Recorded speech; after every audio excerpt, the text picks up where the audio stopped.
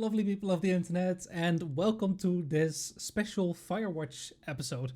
I actually played through the game again, and apparently they had a setting called, what was it called? Story mode or Audiotour? I think it's Audiotour, which basically allows you to go through the game again, but at certain points they have placed these audio logs that you can listen to, and you can hear the developers talk about the game and the development cycle and everything that went down during the making of Firewatch. It's basically the making of Firewatch. And I figured it would be interesting enough to record myself reacting to some of these audio logs. I have chosen to not include every single audio log. First of all, because I have about 7 hours of footage that I have to get to, and it's fun times. But secondly, not every single audio log is as interesting. I'm sure there are YouTube series where you can just watch only the audio logs if you are that interested in them, or you can play them for yourself, you know, that's totally valid. But yeah, I figured I'd just show you the ones that I had to say the most about, basically. Had most...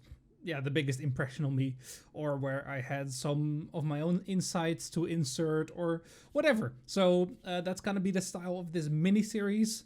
I'm calling it a mini-series right now. As I'm editing, I'm currently looking at about 4 episodes that I already have assembled. At least I still need to render them, which is gonna take a long time. But yeah, basically that is what's happening. There are probably gonna be about 6-7 episodes, I think. We'll see. But I hope you enjoy it. Please consider liking, subscribing, all that good jazz if you like this kind of stuff. And it lets me know that you enjoy this type of content. So without further ado, I'll let you get back to the video at hand. All right, enjoy. Bye.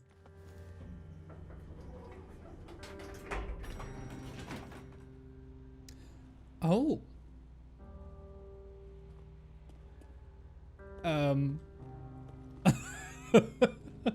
Well, this looks very out of place. Let me just change the volume a tiny bit. Make that a little bit louder. Make me a little bit not so loud, basically. Right. Let's give it a listen.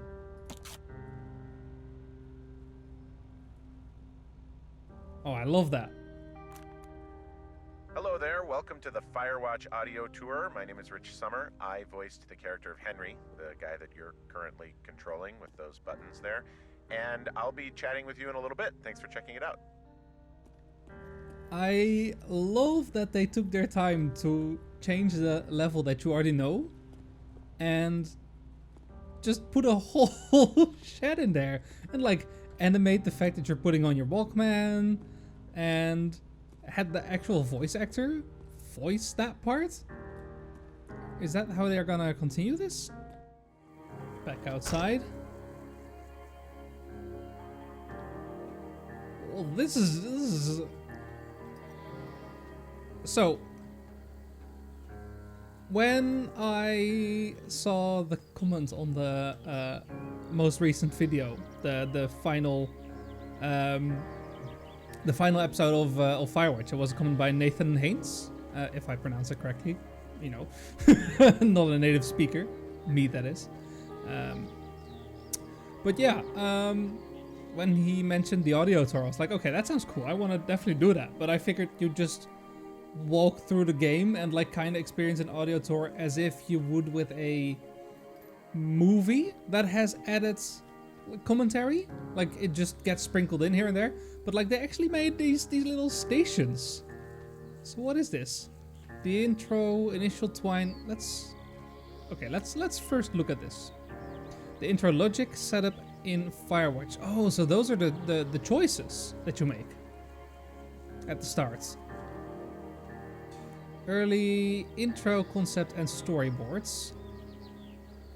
How cool. Oh, I love this. I genuinely love this. Slam. I don't think that scene is used. Is it? Maybe. Oh, no, I think you do see that scene. Let's... I mean, I'm sure we'll discover it in a bit.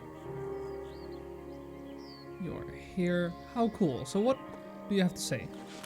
Hi, I'm Sean Vanneman. I wrote the bulk of 100% of this game. Hey, I'm Jake Rodkin. I did a lot of level design, UI design, and worked with everyone on the story for Firewatch. The game has this weird structure that Chris and I talk about in another tape. This is the first thing I wrote, was this opening of the game that jumps between Henry's life and the trip out to the woods. And I used a little product called Twine to do that, which you can download and use. It's just a very simple choose your own adventure tool. The simplest way to program a video game that one can then share with friends and play. I think we were worried that the team would sort of perceive Henry as a blank slate, as sort of a generic game player protagonist, and we wanted to make sure, or we wanted to get in everyone's mindset, you're playing as a specific guy with a specific life. Yeah, there's a reason when you play video games that a lot of your protagonists have amnesia, because it's really difficult when you're driving a character around who knows things about their life, or his or her life, that you, who you ostensibly are that person, don't know. So, True. yeah, we kept trying to write an opening of the game that happened sort of like weeks into Henry's experience, and then quickly realized that it was like, well, why would he not be able to say X? Well, because his relationship with his wife is Y. So, but the player doesn't know that. Yeah. And this was the quickest way to get everybody on board, was to just take the thing that I wrote that answered the question, I think, for Jane and you at the beginning, which was like, who is Henry? And I would write these character profiles that were really bad. And then I went, what if I just let you play a thing, and then you can figure out who he is? And we held on to that until we had the idea to put into the game. It means that when you're playing Firewatch and Henry and Delilah start talking about Henry's wife, you don't have to learn it through his dialogue, because you made the choices that brought him where he is today. That is really cool. And understandably so. Like, that's a... So, basically, how do I say this? Like, I play D&D. I'm a game master when I play D&D. And one of the more difficult things is you have this world in your head. You've made up this whole story and this whole world, maybe cities and countries and different political figures, and then you invite players to the table, and these players have characters. And like, how are you gonna intertwine those characters with the story? How do the characters know about your world? And it's all about making the characters, and by extent the players, invested in your world, because that makes for a more enjoyable player and game master experience. And it's similarly so for a game like Firewatch, and I didn't really think about it at the start, but just a little bit of dialogue options, like the dialogue tree, instantly makes you invested, and it's like a really quick and smart way to just jumpstart you into the game. It doesn't feel forced, which some games can do. So yeah, this is a really, really cool way to hear about it. So, did they put one of those cassettes in every little environment at the start of the game? I'm even actually more curious about how they are gonna intertwine it with the actual game once it happens. The Prologue's interactive music. Hi, it's Jake again. Hey, I'm Chris Remo. Oh, hey, Chris. Hi there. I was a game designer and the music composer on Firewatch. Nice. So you're hearing now the first piece of interactive music that went into Firewatch. The first piece of music that actually Responds to what you're doing in the game? Exactly, yeah. So this is a piece of music that's divided into technically 6 parts. And what's happening is, as you're playing through this introductory sequence, when you hit certain points in the narrative, it sends a signal to Wise, which is the name of the audio middleware we're using. And then when Wise gets that signal, it waits until the next sort of musically appropriate transition point. And then when it hits that, it smoothly transitions into the next section of music. And so it creates the effect that you're just listening to one big long piece of music that just happens to be timed very nicely It just to your happens. playthrough. It just happens to get sadder and sadder at the exact rate that your life gets sadder and sadder. Yeah, exactly. This was a challenging process, both because I had no idea what the music should sound like, and also because it was the first interactive piece of music in the game. So the technical sort of just how does this work was also a part of it. But as it turned out, this music was changed. I mean, Jake, you may remember this. This music changed relatively little over the course of development in comparison to a lot of. I think it started off as maybe 3 pieces, and it expanded out to 5 over development. But other than that, it's one of the first things dropped in, shipped. Get ready to hear about that a lot on this commentary. Interesting. So that's like one of those things that you don't necessarily notice it, in the sense that I'm not going through this game and thinking, oh, the music really changed. Like, I don't have an ear for that, but you can feel it. And having the correct music for the correct scenario and well timed is such a powerful tool to convey emotions, even without having to think about it. So awesome to hear about that. 8 more miles until 2 Forks, and that's where the journey is gonna really start, I hope. Yes, we know about how to climb over obstacles. We are a pro at this game now. Here we are. Our first encounter. Well, encounter is a weird word to choose. Alright. The ins and outs of Lookout Towers. Hell yeah, hit me up. I'm Nels Anderson, and I was a designer and gameplay programmer on Firewatch. I am Jane Ng, and I worked on the 3D environment art in Firewatch. So, you're likely standing at the base of your home away from home. Your home in the wilderness.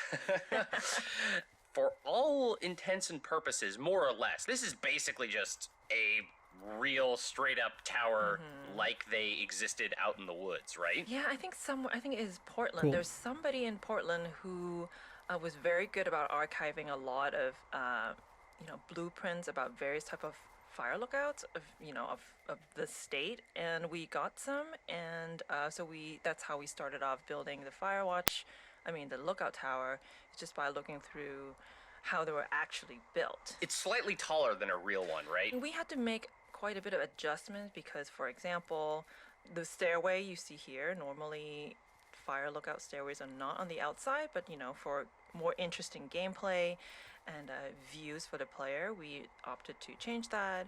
Makes sense. Ultimately we still wanted the tower to feel like a real tower, so we had to figure stuff like, hey, how does the plumbing actually work? How do they get water? Right. Stuff like that. It actually is very important for a real tower. And if you go look around the base of the tower, you will actually see a big old plastic cistern. We are not a survival game of any sort, but it is important to make sure that all that stuff is actually thought out, so the space feels realistic. Right. You don't want someone playing the game being like, wait a minute, there's no how does this guy drink? How is he not dead? It's cool that they say that. When I normally play video games, I'm always interested in stuff like, hey, where's the bathroom? Here we have the outhouse and you can go anywhere, but stuff like water is very important. So in a real fire lookout situation, what they do is they will use a cistern, and they will capture rainwater from the roof, and you will actually see that we actually have a little pipe down from the roof. And we even have what they call a first flush filter being there, which is actually what they use. That's my favorite kind of filter, really. I had to look at what do they do? Because once you go, okay, you collect rainwater from the roof, it won't be all nasty. And then, oh, hey, somebody already figured that out on how to collect rainwater. What do you know?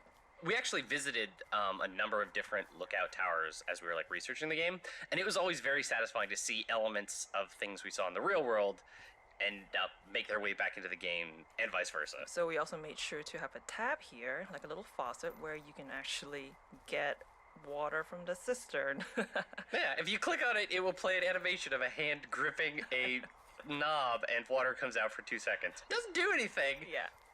But it's there. I think for a while we actually were thinking, should we just let the player turn on the water? Or then what happens if the water just runs out? And then James had a very good idea of just going just make one animation that you turn on the faucet and turn it off immediately, just so that you know, hey, there's water in here and you won't die. That's Henry. I love hearing how they had all these little challenges come up during development, and how they managed to deal with that. But what I want to say, like, I don't want to talk over them because it's very interesting to listen to, but it's so cool to hear that they actually thought about, actively thought about putting in like a cistern and the spigot and the animation, because there are plenty games that don't do that. And even though most people will walk by this and just think, oh, okay, cool, that's there, subconsciously it still adds to the believability of the game and how much you buy into it. And maybe that's partly why people are so invested in this game. As I've seen on the subreddit and on the comments of my own videos, because it's just a very believable world. There's no fantasy involved. It's all quite realistic in terms of what it shows you. And then we have one for the outhouse. There's nothing here right now. Check your map for today's tour steps. Oh, number 14. Right. I don't have a map. I do have a map already. And does it show me? Yes, and I can already walk to 15. This is so cool. Holy shit. Okay.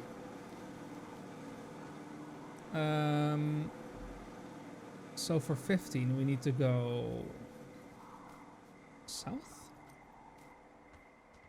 I think.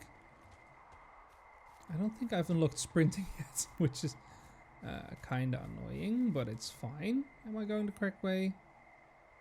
15, yeah. Finally. You're gonna see this clip in order, but it's recorded way out of order. I couldn't figure out where this cassette was at the start of the game, and I figured I'd just keep playing and get back to it. But now it's the end of the day, end of the recording day, and yeah, let's give this one a listen. Hey, it's Chris again. Oh, it's Jake. So if you're listening to this right now, it's because you went off the beaten path really early in the game. Obviously, you probably did that because the commentary map told you to, but you don't need a map to tell you to go here. You could just go here. We had to. One of the biggest challenges in this game was throughout the entire narrative, keeping in mind that really players can pretty much go anywhere that they've unlocked on the map at any time, and sometimes that's actually really inconvenient for the narrative of the game. We had to come up with a lot of excuses for why you couldn't go to certain places at certain times, or if we couldn't think of an excuse. Some call it an excuse, others call it a thrilling narrative event. Right, so for instance, where you are right now, if you keep walking in that direction, you will sort of cross the river, but then be unable to go any further. There's like a lot of dense underbrush. And then about halfway through the game, when a big fire happens, that area is burned out, and you can walk past it into Cottonwood Creek and Pork Pond, etc. And all those areas. Yeah, it was really, really hard to think of justifications like that weren't completely implausible. Yep. And so we actually have relatively few cases of that in the game. Yeah, if we couldn't come up with a good way to keep a player out of a space, we instead flipped the other direction and went, well, what can we do to support it and make it interesting? On Cool. this day, before the story started, not a whole lot, but we thought it was fun to point out that you can wander a lot more of the map than you might even think at the very, very, very start of the game. Yep, and then especially once you get ropes, that increases a lot more. So just as you get these items that allow you to explore more of the world, we had to face these increasingly complicated and frustrating design challenges of how does the whole game not break all the time now. It was interesting and difficult, but also cool. Yep, bye. Very cool. Yeah, that's a cool piece of information. I mean, we learn later on in this video that you're watching currently that this happens a lot more, and that's very cool that they didn't go out of the way to stop you from doing stuff. Yeah, they want you to keep your player agency and be able to do what you want to do, and that's cool. That is very cool. All right. Firewatch's dynamic map, or the Widowmaker. That's the title. Jake, Oh, hey, Sean. you did a neat thing here in the game that I like a lot, which is when you make a dialogue choice with Delilah about what this this dangerous hill should be called. It shows up on your map, and I like that a lot. Yeah, when we were putting the map system together, well, actually, the map weirdly was one of the latest things, one of the final things to come into the game as a fully fleshed out piece. But an upside of that is we built the map using a lot of tools we already had. For instance, the system that checks which things you haven't talked about, which things you haven't found in the game, use the same variable list as our speech system. So when I was putting this together, I realized, oh, not only can I put a mark down on the map when Henry finds it or talks about it, but I can totally look at the same tools we use for dialogue and figure out what the player said and put it on the map. And the end result felt really natural. I actually wish we'd gone a little deeper on it in the game, but I'm really happy with what's in there right now. Also, please name this Shitty Boss Is Gonna Get Me Killed, because that's objectively the best name for the hill. Is that your handwriting? Yeah, you gotta cram that in there, but it's still readable. Wait, so did I completely miss out on that during the first playthrough? There's a piece of dialogue where you can name the hill? Well, how do I trigger that? This shale slide is steep. How do you expect me to get down this? I don't remember it being that bad. It's not even named on our topos. What about Shitty Boss Is Gonna Get Me Killed hill? What about Shitty Boss Is Gonna Get Me Killed hill? Oh, is that Absorka Indian? Maybe Creek? That's actually English for not in my job description. The lighting is a little bit whack. That is awesome. Oh, wow. Really cool. And something I didn't notice during the first playthrough, so this audio tour is definitely worthwhile.